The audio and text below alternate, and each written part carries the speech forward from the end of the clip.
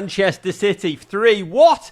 Liverpool Football Club 0. Unfathomable for Liverpool. 6 losses in 7 games. Felt like we got beyond that. They spent the week straightening their crown. City had man monster Erling Haaland and Pep Guardiola bringing up the massive milestone of 1,000 games as manager. I mean, it must have felt amazing for him. What are the odds that in his 1,000th game he'd face his greatest nemesis? And he did so, wink wink, by thanking the universe for giving him the perfect opponent. He said, I am defined by dedication, passion and love. In that, nobody beats me. I admire him so bloody much. But do you think of those words, dedication, passion, love, when you think Pep Guardiola? I mean, dedication and passion, yes. Love, I suppose it must be. I mean, I think there's an element where love and passion in that context are synonyms, aren't they, really? That's what he's talking about. God, that's so fascinating. Love, I mean, for me, it's madness, mania, self-flagellation, weird cargo pants, brilliant. Yeah, weird cargo pants, definitely. Interesting sartorial choices. I think even other managers look at Guardiola and think, you watch an awful lot of football. You analyse a game an awful lot. You really, really go overboard on the video analysis sessions. And I think that is dedication, obviously. It must be passion, but it's probably also a form of mania.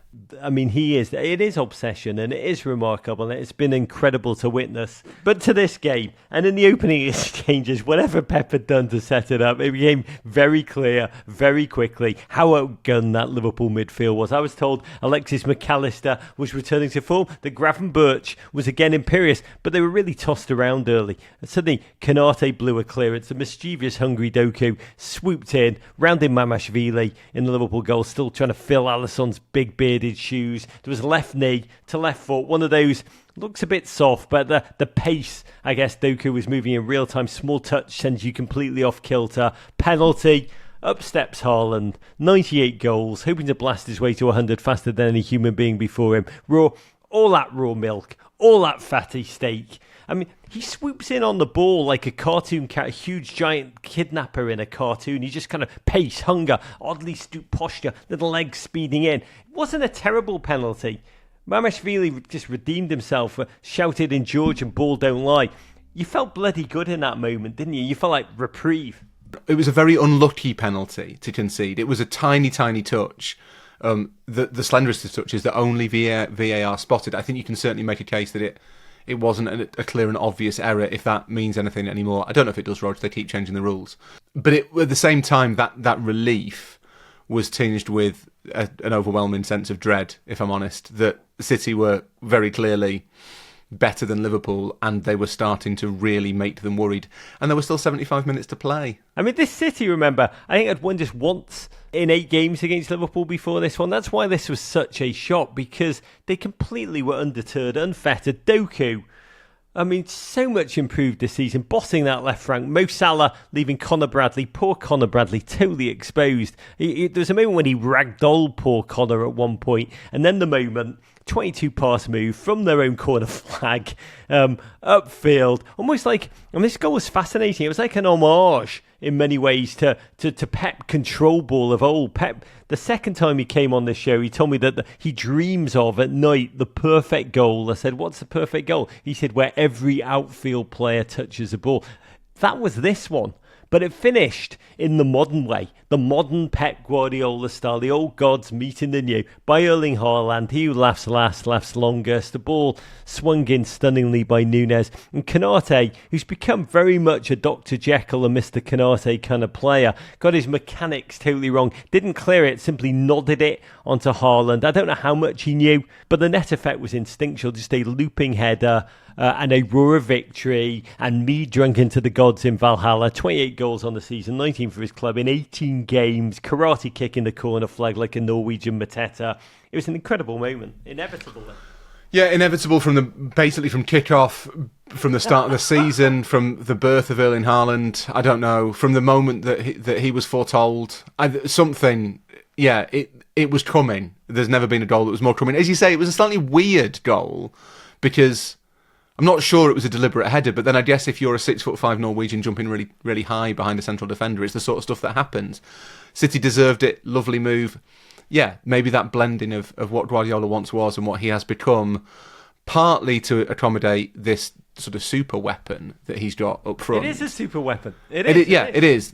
And it's.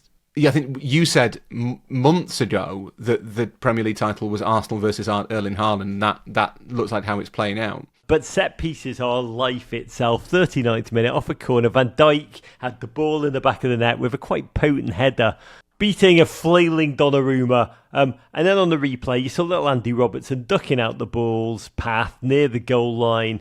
And I love the way, by the way, he knew that there was going to be a problem. He just kind of tried to move back into the pack of players, almost whistling, nothing to see here. I thought this was crazy, bro. I'm a horrible person. I meant to just laugh at Liverpool. But yes, Andy Robertson was in the line of ball. He was not in the line of the sight of the goalkeeper. I think Mike Dean, the match official on Sky, said it was a correct decision in accordance with the current interpretation of the law. Robertson was not in the goalkeeper's line of vision. He didn't stop Donnarumma from being able to get the ball. I have no idea what offside is anymore, just like I don't really know what handball is, Rule. My traditional instinct is that that in those situations you are involved, and the act of Robertson ducking out of the way might well draw Donnarumma's eye from the ball. I think you are inherently active if you have to duck. But I am reminded, and several Liverpool fans online, that Manchester City scored a goal last season at Wolves, yes, in which Bernardo Silva was stood in front of Jose Sarr, and that one was allowed to stand. So at the risk of being incredibly repetitive and deeply cliched and hackneyed, it's the consistency of the interpretation. I think by the standard of Bernardo Silva and Jose Sarr, that goal, the Van Dijk goal on Sunday, should have stood. It was fairly obviously, you could see from just the angles of it, that Andy Robertson had nothing to do with anything. Part of me thinks if you're ducking, you are probably involved in the play. To be clear, this ruling, this moment ultimately was not the reason Liverpool lost. We will get to that. And I wrote in my notes, life is cruel, football is crueler, because Virgil's misery was compounded just before half-time. But Nico Gonzalez did exactly what the crowd told him to. Low drive, of course. It had to be big Virg. He put his leg up to block, span off his foot, past the keeper. God is cruel, Raw. Don't like to get theological on your ass, but ... It was a strange kind of wafting motion from Van Dijk. It lacked conviction. It looked really didn't look like a proper attempt at a block. But as much as I'm tempted to criticise him, I think the bigger mistake, and I'm not, despite my coaching qualifications here, Roger, I'm not, a tactical genius. Is it bad to let a player stand on the edge of your box and shoot? I think it might be. I think you should probably try and close that down. The City players from that short corner, blast from the past, played 3 passes on the edge of Liverpool's box, and not a single Liverpool player got anywhere near them, and that is astonishing. Yeah, Pep Guardiola on the sideline in that moment, totally euphoric. His City got the soft penalty. They had the Reds goal ruled out. They had the deflecting scrub goal. But they seemed so much smarter, so much faster, so much sharper than Liverpool, who was so leggy. That was what was shocking. By the way, the City defensive backline played so brilliantly in this game. How often Liverpool were offside was really fascinating to witness. The discipline. Wirtz, by the way, we've got to talk about him. He looked for a child for much of this game, talking about under-8 football. I guess the question is, can you rebuild your team around a player who is so clearly playing in anguish right now? He's a difficult player to judge because to watch him, especially in the flesh, but I think on TV as well, you can see what a wonderful footballer he is. Can you? Yeah, certainly in the stadium, he is very obviously technically brilliant, bright, inventive, incredibly hard working for a playmaker. There's so much there. Someone previously involved with Liverpool told me in the summer that when they signed him, they spent that money because he was all things to all men. He is kind of the perfect paradigm of a modern playmaker. I think that price, his experience, his status, you have a right to expect him to do something in a game, and that's what really struck me against City. It doesn't matter that he's a lovely player to watch. It doesn't make a difference that he's aesthetically very pleasing. It doesn't really make a difference that he works incredibly hard, to be perfectly honest. You're buying someone to make a difference in games, and there has not been a single game this season, certainly in the Premier League, and I think maybe even in the Champions League. He's been better in the Champions League, but not game-defining. He has not dominated a single game. Florian Wirtz does not take games by the scruff of the neck and decide them, which is what you expect a player who costs that much money to do. I worry that he's the sort of player who looks really, really good and excels and thrives in a system. And if the system is not working, Wirtz is not effective. Oh God, that is a dark note to end on, because you talk about players who can take a game by the scruff of the neck. Second half, it was Szoboszlai. Started playing a more advanced role, gave Liverpool a foothold higher up the field. They brought on Gakpo, who was hungry, blew a chance over the bar, almost like an Everton striker.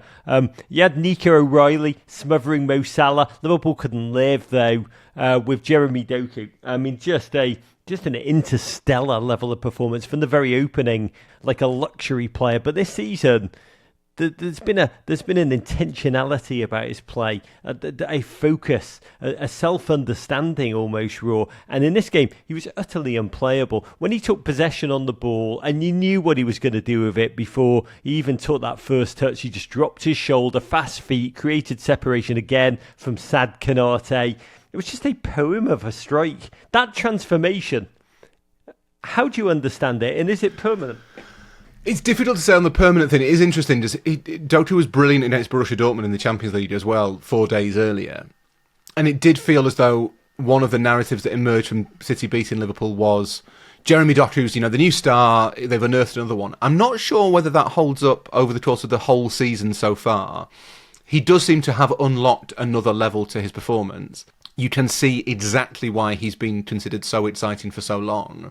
There is no way of knowing whether he will sustain it. We will ultimately find out whether that's the case, because yet again Pep Guardiola seems to have found someone with ample ability and maybe a little bit of a lack of direction, and given them the tools to harness all of their promise into something that makes an impact. Giving him his own instruction manual in a way, and that self-awareness is what is unlocking or can unlock. And by the way, when you're like, I don't know, can it be sustained? Don't give me rationality, give me hot takes, Raw. Just completely and utterly hyperbolicized. Let's go over the top, because this performance was worthy of it. 3-0. In truth, City paddled Liverpool, swatted them aside of ease on this day. This was Arne Slot's heaviest defeat in the Premier League. 7 losses now in 10 games.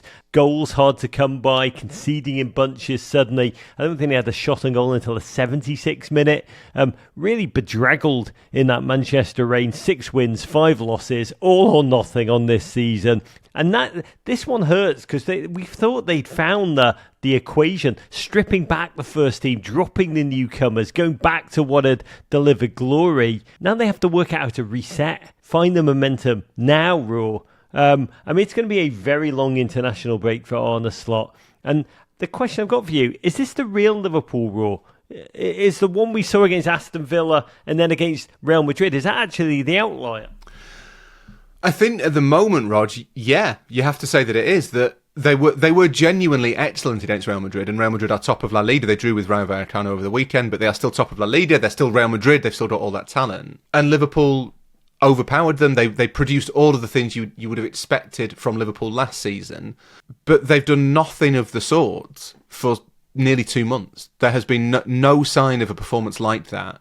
Arne Slot's become very, very good at identifying after a game what the problem was, but no ability to stop it happening, and no sign, actually, even more worrying really, that he's seen the issues coming. So he mentioned after the City game that they weren't prepared for the way that City swarmed players in the middle of the pitch. That's what Manchester City do. That's what they've been doing all season. Why were you not prepared for it?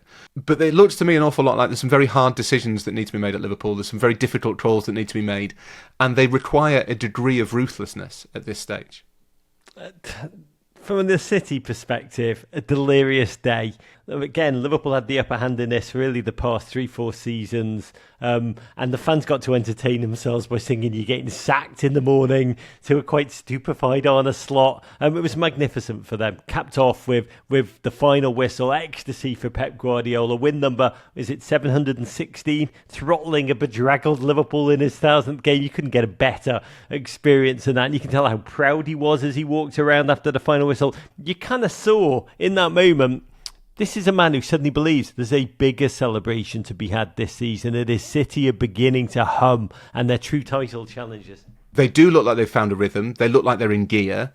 There was a real kind of swagger and assuredness about their performance against Liverpool, which is really important. And yeah, combined with Arsenal dropping points, all of a sudden it's 4 points. And Manchester City, who have, let's not forget, won 6 of the previous 8 championships, are breathing down your necks. That's not a comfortable place to be.